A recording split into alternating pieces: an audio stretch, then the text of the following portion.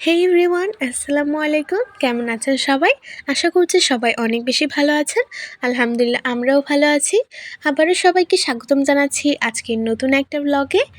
আজকে আপনাদের সাথে একটা রেসিপি শেয়ার করব। দুপুরবেলা কি করব ভাবছিলাম। তখন ভাবলাম যে একটা কিছু রান্না করা যাক, আমার মন পছন্দের জিনিস। তো সেজন্য দেখলাম ফ্রিজে চিংড়ি মাছও আছে, তাই বসে পড়লাম চিংড়ি মাছকে ভুনা করতে। এটা আমি ফার্স্ট টাইম ট্রাই করছি না, আমি আগেও অনেকবার ট্রাই করেছি, ভালোই লাগে খেতে। তো ভাবলাম যে আপনাদের সাথে একটু শেয়ার করে ফেলি। আর এটা যে একদম ছোট চিংড়ি এটা কিন্তু না, একটু মাঝারি সাইজের। তো চিংড়ি মাছগুলোকে প্রথমে লবণ হলুদ মরিচ দিয়ে ভেজে নিলাম, তেলের মধ্যে হালকা করে একটু ভেজে নিয়েছি। এবার আরেকটা কড়ার মধ্যে একটু সয়াবিন তেল দিয়ে এর মধ্যে পেঁয়াজ বাটা রসুন বাটা দিয়ে দিয়েছি। এটাকে একটু সময় আমি ভেজে নিব। আর চুলার আঁচটা কিন্তু একদম হাই মিডিয়ামে রাখা যাবে না, একটু লোতে রাখতে হবে। তো এবার এর মধ্যে আমি দিয়ে দিচ্ছি কিছু মশলা। এখানে রয়েছে হলুদ গুঁড়ো, লবণটা আমি পরে দিয়েছি। হলুদ গুঁড়ো রয়েছে, শুকনো মরিচের গুঁড়া, জিরার গুঁড়া, গরম মশলা, একটু ধনে গুঁড়ো দিয়ে ভালোভাবে আমি নেড়ে নিচ্ছি। এটা কিন্তু আমার মন মতো আমি রান্না করছি, আপনারা চাইলে আরও কিছু মশলা অ্যাড করতে পারেন এর মধ্যে। এটাকে এবার ভালোভাবে একটু সময় কড়ার মধ্যে দিয়ে কষিয়ে নেব। মশলাটা কিন্তু ভালোভাবে না কষালে খেতে ভালো লাগবে না। আর গরম মশলার গুঁড়োটা কিন্তু একটু পরিমাণ মতোই দিবেন, একদম বেশি দিলে কিন্তু খেতে পারবেন না। তো এখানে আমি দিয়ে দিলাম পরিমাণ মতো লবণ, দিয়ে আবারও ভালোভাবে সব কিছু মিশিয়ে নেড়ে নিচ্ছি।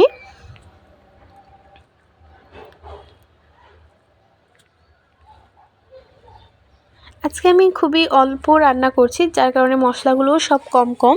যদি আপনারা আরেকটু বেশি করে রান্না করেন তাহলে সব কিছুই পরিমাণ মতো দিবেন। দেখতেই পাচ্ছেন তেলটা কিন্তু আস্তে আস্তে উপরে চলে আসছে, বুঝতে হবে যে মশলাটা কষানো হচ্ছে ভালোভাবে। আর এখানে কিন্তু অফ ক্যামেরায় আমি একটু আদা বাটা দিয়েছি। আদা বাটাটা না দিলে টেস্টটা কিন্তু ভালো আসবে না, আমি তখন ক্যামেরাটা অন করতে ভুলে গিয়েছিলাম।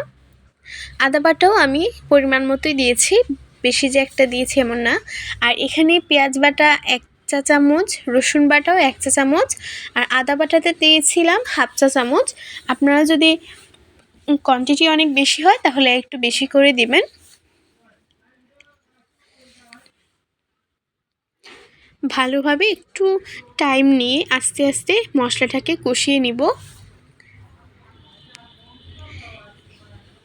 আপনারা চাইলে এখানে পেঁয়াজ কুচি দিতে পারেন, আমি আর পেঁয়াজ কুচি দিলাম না। চুলাটাকে এখন একদম লোতে রেখে দিয়েছি। আপনারা কিন্তু অনেকেই ভিডিও দেখেন কিন্তু লাইক কমেন্ট শেয়ার কিছুই করেন না। প্লিজ আপনাদের কাছে আমার অনুরোধ রইল যে চ্যানেলটিকে সাবস্ক্রাইব করে যাবেন এবং পাশে থাকা বেল আইকন প্রেস করে দেবেন, যাতে করে নোটিফিকেশনগুলো আপনার কাছে পৌঁছে যায়। আর প্লিজ লাইক কমেন্ট করবেন, আপনার বন্ধুবান্ধবদেরকে শেয়ার করবেন। তো এখানে মশলাটাকে কষানোর পর আমি চিংড়ি মাছগুলোকে দিয়ে দিলাম। এবার ভালোভাবে একটু নেড়ে নিব। এই পর্যায়ে এসে আমার মনে হচ্ছে যে মশলাটা একটু কম হয়ে গেছে, তার জন্য আমি আরেকটা কড়ার মধ্যে সেম প্রসেসেই একটু মশলা কষিয়ে এর মধ্যে মিক্সড করে দিয়েছি, যার কারণে আপনারা দেখতে পারবেন যে এই পর্যায়ে এসে মশলাটা একটু বেশি মনে হচ্ছে। চুলার আঁচটা এবার আমি একটু মিডিয়ামে রেখেছি।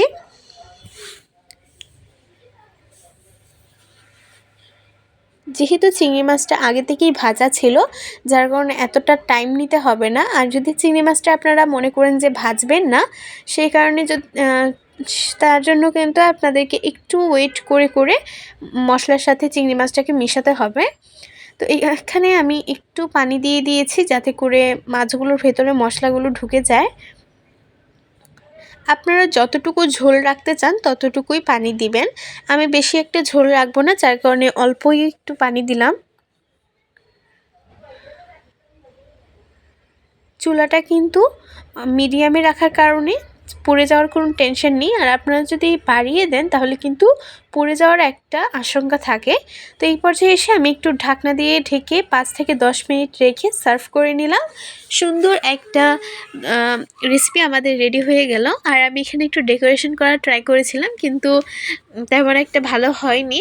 যাই হোক, ভিডিওটি ভালো লেগে থাকলে লাইক, কমেন্ট, শেয়ার করবেন, চ্যানেলটিকে সাবস্ক্রাইব করবেন এবং পাশে থাকা বেল আইকনটি প্রেস করে দিবেন। আল্লাহ হাফিজ।